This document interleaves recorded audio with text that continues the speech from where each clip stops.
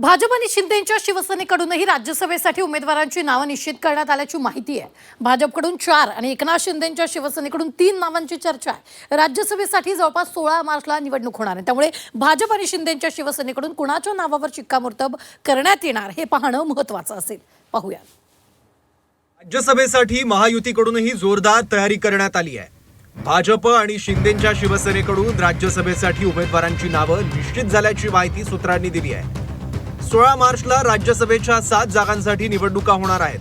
भाजपकडून विनोद तावडे, रामदास आठवले, विजया रहाटकर, धैर्यशील पाटलांच्या नावाची चर्चा आहे। तर एकनाथ शिंदेच्या शिवसेनेकडून राहुल शेवाळे, शायना एनसी, संजय निरुपम यांच्या नावाची चर्चा सुरू असल्याची माहिती आहे। यामध्ये शरद पवार, डॉक्टर भागवत कराड, फौजिया खान, प्रियंका चतुर्वेदी, धैर्यशील पाटील, रजनी पाटील आणि रामदास आठवले यांचा समावेश आहे। भाजपची नावं आज रात्री बैठक आहे कोर कमिटीची। मला वाटतं त्या संदर्भामध्ये चर्चा होईल आणि आमच्याकडे पद्धत आहे, त्यानंतर वरती जातील नावं, केंद्राकडे जातील आणि तिथून त्याच्यावर शिक्कामोर्तब होईल।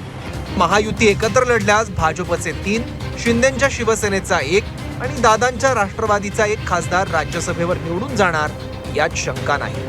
ब्युरो रिपोर्ट, झी 24 तास।